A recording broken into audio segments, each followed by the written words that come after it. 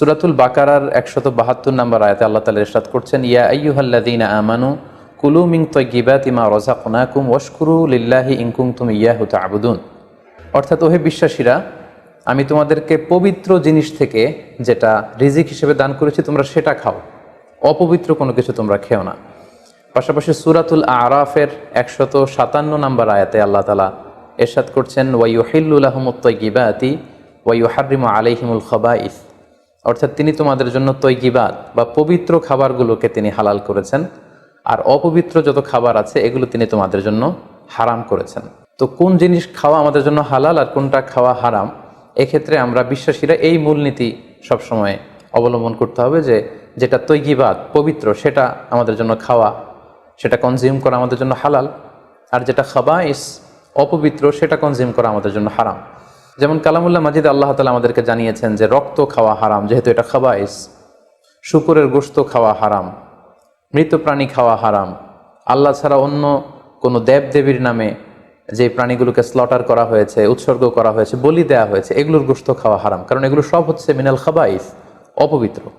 এ পর্যায়ে ডিরেক্টলি যদি আপনার প্রশ্নের উত্তরে আসি যে সি ফুডের ব্যাপারে, সমুদ্র থেকে প্রাপ্ত যে প্রাণী বা খাবার এগুলোর ব্যাপারে কোরআন আমাদেরকে কি জানিয়েছে, সেক্ষেত্রে আমরা সূরাতুল মায়েদার ৯৬ নম্বর আয়াতকে এখানে উল্লেখ করতে চাই, যেখানে আল্লাহ তাআলা ইরশাদ করছেন, উহিল্লা লাকুম সয়দুল বাহরি ওয়া তুআমুহু মাতাআল লাকুম ওয়া লিস-সাইয়ারা।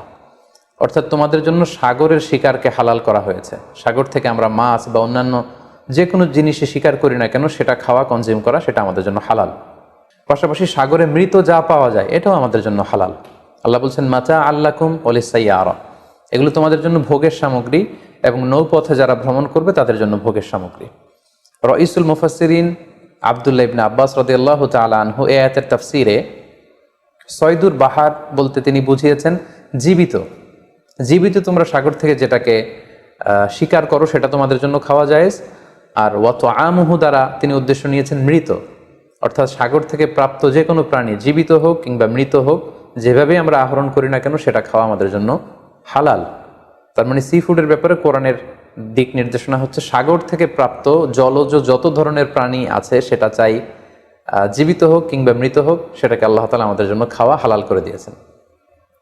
প্রিয় বোন, এবার যদি আমরা সুন্নার দিকে তাকাই তাহলে দেখব যে সুনানে নাসাইর একটি হাদিস আমরা এখানে উল্লেখ করতে পারি, যেখানে সাহাবারা আল্লাহ রাসূল সাল্লাল্লাহু আলাইহি ওয়াসাল্লামকে প্রশ্ন করেছিলেন যে ইয়া রাসূলুল্লাহ, আমরা যখন নৌ ভ্রমণে বের হই তখন আমাদের কাছে মিষ্টি পানি খুব কম থাকে, আমাদের সংগ্রহে পানি খুবই কম থাকে, আর সেটা দিয়ে যদি আমরা অজু করে ফেলি তাহলে আমরা তৃষ্ণার্ত হয়ে যাব। হাদিসের ভাষ্যটি ছিল এমন যে ইয়া রাসূলুল্লাহ, ইন্না নারকাবুল বাহরা ওয়া নাহমিলু মা'ানাল কলিলা মিনাল মা ফাইন তাওয়াদ্দানা বিহি আতিশনা আফানা তাওয়াদ্দাউ মিন মাইল বাহর। সাহাবারা প্রশ্ন করেছিলেন, ইয়া রাসূলুল্লাহ, আমরা কি সাগরের পানি দিয়ে অজু করতে পারবো? সাগরের পানি দিয়ে কি অজু করা জায়েজ? আল্লাহ রাসূল সাল্লাল্লাহু আলাইহি ওয়াসাল্লাম এই প্রশ্নের উত্তরে বলেছিলেন, হুয়া তাহুরু মাউ, হ্যাঁ অবশ্যই তোমরা সাগরের পানি দিয়ে অজু করতে পারবে, কারণ সাগরের পানি পবিত্র। যদিও আমরা জানি যে সাগরের পানি লবণাক্ত, কিন্তু সাগরের পানি পবিত্র, তোমরা সাগরের পানি দিয়ে অজু করতে পারবে। প্রশ্নের উত্তর এতটুকু দিয়ে তিনি ক্ষান্ত হননি, তিনি এক্সট্রা আরও একটা স্টেটমেন্ট তিনি দিয়েছেন, সেটা হচ্ছে আল হিল্লু মাইতাতুহু। আল হিল্লু মাইতাতুহু মানে হচ্ছে সাগরের মৃত প্রাণী খাওয়াও তোমাদের জন্য হালাল। অর্থাৎ সাগরের পানি পবিত্র আর সাগরের মৃত প্রাণী এগুলো তোমাদের জন্য খাওয়া